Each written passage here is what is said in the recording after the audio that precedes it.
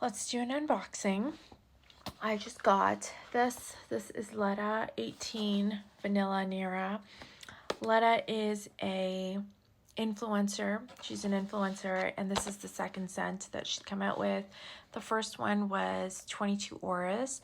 This is supposed to be a bold, confident vanilla scent, which is kind of ironic because vanilla is trending right now, so I don't know if coming out with a vanilla scent is exactly bold, but it's supposed to be a darker, deeper vanilla than maybe some other vanillas that are out there. But I think vanillas are generally pretty pleasing and nice and innocuous, and it's hard to really be edgy when you do a vanilla perfume unless you're going the way of Night Clubbing by Celine, which is cigarette smoke and lots of vanilla. But here it is. This is a beautiful, beautiful bottle. I really, really like the packaging on these. The cap is not magnetic, but the bottle feels nice and heavy and substantial. I also got a travel spray. So let's open that. Ooh. So last time around, I don't know if they came out with travel sprays. I didn't see any last year. I think what I really like is the pacing of these launches. I like that there's only one fragrance a year and not 10 or 15 perfumes altogether, because I think that's really excessive. And, you know, I think you're able to tell a different story if you tell the story slowly. Whereas if you present people with so many options all at once, there's a little bit of confusion, and I think it just takes more time for people to figure out what your brand is. But let's spray this. It is very, very vanilla forward, I'll say that. And I don't know if it's really a subversive kind of vanilla.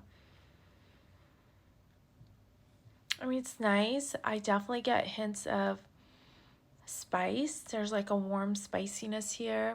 I think it kind of reminds me of Christmas time, and that is probably the intent. I think that's why they came out with this in November. But it is extremely sweet, sugary, almost like a, makes me think of like a crystallized, flavored sugar candy. Definitely like saccharine almost, and dessert-like. So pleasant, and for probably a younger demographic. I think the same people that liked Burberry Goddess but maybe don't like all the ambroxan that was in Burberry Goddess, they might like this one, because this is again a vanilla and very sweet, but maybe just not as much ambroxan as that one. The perfumer behind this and behind the other Ledda perfume is Frank Voelkl. So he did Glossier You, and he's done a whole bunch of Le Labo perfumes. So he does make really crowd-pleasing scents, which is a good thing. I think a lot of those perfumes are really nice, and they appeal to kind of, 15 to 25-year-olds. And I think that this will be no different. I think if you liked Burberry Goddess or you like vanilla scents, then you might want to try this one.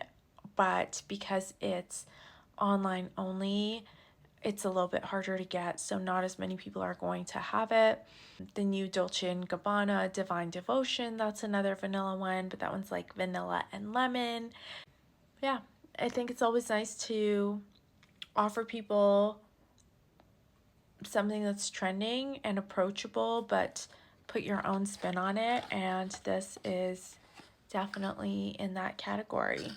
I will be trying it a little bit more and then updating. Bye.